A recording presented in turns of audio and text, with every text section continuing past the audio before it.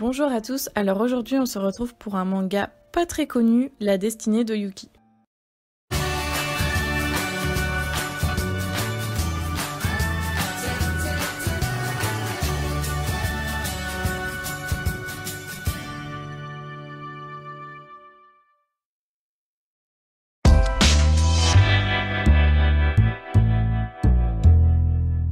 La Destinée de Yuki est un manga de genre fantastique et romance. Il n'a pas été étiqueté comme étant un magical girl, mais ayant des grandes similitudes avec ce genre, pour moi, il en fait partie. Il est composé de 6 tomes sortis entre 2014 et 2017 au Japon. En France, la série est parue chez l'édition Pika entre 2019 et 2020. Le manga a été écrit par Fujiwara Hiro, l'auteur de Medin-sama. La Destinée de Yuki n'a pas eu le droit à une adaptation animée. Le one-shot Yukio Shimura ni Oju-sama. Ce one-shot est sorti en 2017 au Japon, c'est la suite de Medin-sama et une histoire parallèle à La Destinée de Yuki. L'auteur a donc voulu regrouper ces deux séries de mangas, ce one-shot n'est pas encore sorti en France. La Destinée de Yuki n'est pas vraiment connue, surtout en France, je pense que c'est parce qu'il n'y a pas eu d'adaptation animée et c'est vraiment dommage parce que c'est un manga qui a du potentiel pour être adapté en animé. La série reprend quelques codes du Magical Sentai, un groupe de 6 personnes avec des personnalités très différentes et combattant ensemble contre les forces du mal. Il n'y a pas de mascotte à proprement parler, c'est-à-dire petit et mignon, mais un personnage joue ce rôle-là. Faut pas abuser non plus, un Magical Girl sans mascotte, on serait un peu perdu. Il est dans la même lignée que Shugochara et Kamichama Karin, c'est-à-dire que les transformations ne sont pas seulement réservées aux filles, et le groupe principal est mixte. En effet, celui-ci est composé de 3 filles et de 3 garçons. L'ambiance et l'histoire de la série me fait beaucoup penser à Princesse Sakura de Harina Tanemura, avec la mise en avant de mythes et folklore japonais, et même si l'histoire de la Destinée de Yuki se déroule dans notre époque contemporaine, je trouve que l'atmosphère fait vraiment penser au Japon des temps anciens.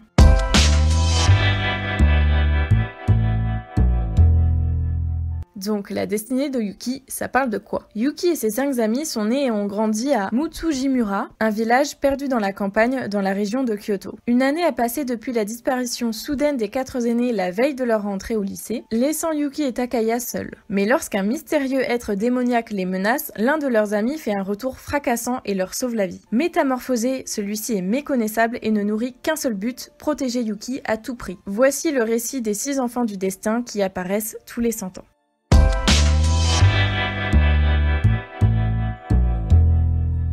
L'ambiance de La Destinée de Yuki est plutôt sombre, même si on a quelques doses d'humour, la série est principalement dramatique. Les thématiques centrales abordées dans La Destinée de Yuki sont la romance, l'amitié, l'action, le sens du sacrifice, la fantaisie et bien sûr la destinée.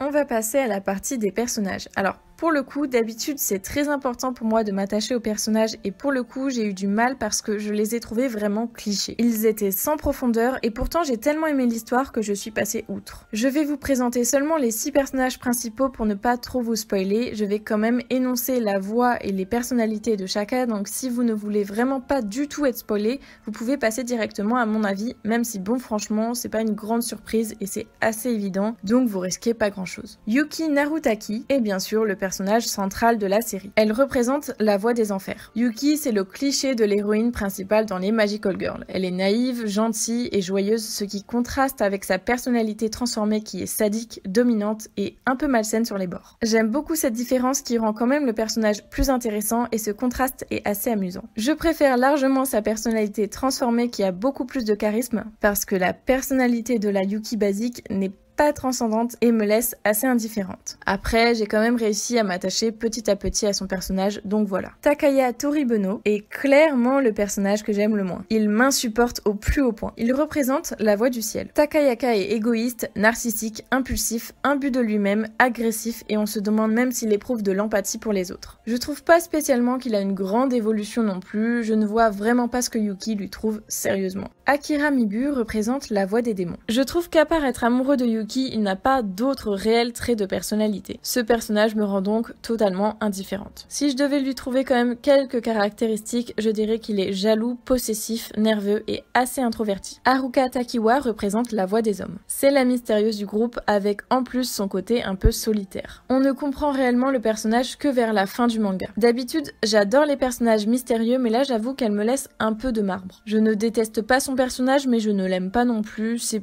pas le pire des personnages et son évolution est assez bonne, mais je n'ai pas plus d'attache à Haruka. Ensuite, on passe aux deux derniers personnages du groupe qui sont assez mis en retrait et c'est vraiment dommage parce que c'est de loin mes personnages préférés du groupe. Kuroha Ninose représente la voix des animaux. Elle est assez cash, un peu piquante, mais aussi très empathique et bienveillante. C'est vraiment le genre d'amie qu'on rêve tous d'avoir, toujours là pour soutenir ses amis, mais elle sait dire les choses quand son ami fait des conneries. Clairement mon personnage préféré du manga. Je me suis très vite attachée à elle et j'aurais aimé la voir beaucoup plus dans la série. Manato Katsura représente la voix des esprits affamés. C'est le personnage qui nous apporte le côté humoristique de la série. Il est drôle, fainéant, gourmand et très malin. Je l'apprécie aussi, je le trouve amusant, il a une certaine évolution. C'est le meilleur personnage masculin du groupe, même s'il reste très en retrait et qu'il est aussi un peu égoïste par moments.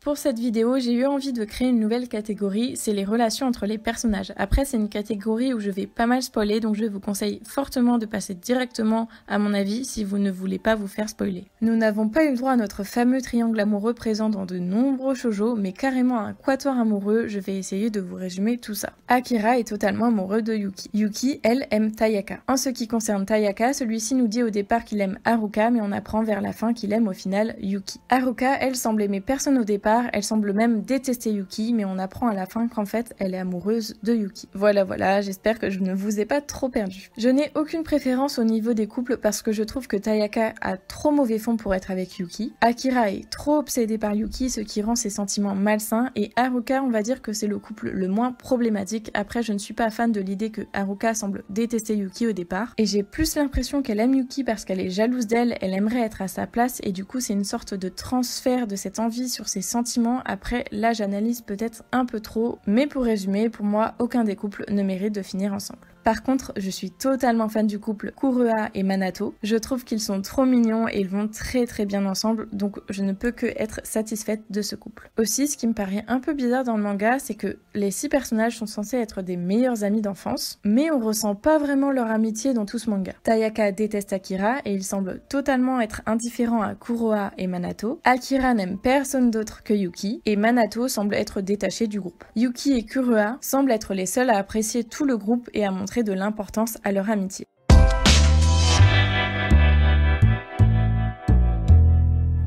Je vais conclure par mon avis. C'est vrai que j'ai pas mal critiqué la série, surtout par rapport aux personnages et aux relations entre eux que je trouve vraiment bancales. Ce n'est pas vraiment le point positif de ce manga. Par contre, j'adore l'histoire, elle est vraiment intéressante, intense et très riche. Le mythe autour des enfants du destin est assez original, je trouve qu'il a bien été abordé dans ce manga, et il n'a fait qu'enrichir l'histoire. Au risque de me répéter, ça me rappelle vraiment Princesse Sakura avec cette idée de sacrifice, de destinée qui rendent l'histoire assez dramatique, et j'avoue avoir été assez surprise de la tournure qu'a pris les choses, mais ce n'était pas pour me déplaire, bien au contraire, c'est une grande force de ce manga aussi. J'adore l'histoire du mythe aussi, les débuts et les raisons de ces enfants du destin, pour moi c'est clairement la meilleure partie du manga. Je trouve qu'on est aussi très rapidement immergé dans l'ambiance du manga, surtout quand ça se passe dans le petit village avec ses coutumes, son histoire, ses secrets. L'ambiance du village est vraiment bien retranscrite par l'auteur. Par contre, je suis un peu moins fan des passages dans le lycée, je trouve ça un peu vu et revu, mais ce n'est qu'une petite partie du manga, donc ce n'est pas trop grave. Je pense que le plus gros reproche que je pourrais lui faire, c'est son nombre de tomes. Il n'y a que 6 tomes et l'histoire est ultra riche. Donc parfois les choses s'enchaînaient trop rapidement et surtout certaines choses qui auraient mérité d'être plus développées et qu'on y passe plus de temps ne l'ont pas été. Ce qui est dommage parce que l'histoire aurait vraiment dû être plus étalée. Et c'est pour ça que personnellement j'espère qu'on aura le droit à un anime pour corriger ce problème de rythme. En bref, oui le manga possède certains défauts, mais il possède aussi d'énormes qualités, son histoire, son ambiance, ses mythes, sa fantaisie. Aussi j'en ai pas beaucoup parlé mais les transformations et les combats sont assez cool. Donc si vous ne l'avez toujours pas lu, je ne peux que vous le conseiller, surtout si vous êtes fan des Magical Girl et encore plus si vous avez aimé Princesse Sakura, ce genre de manga ne pourra que vous plaire.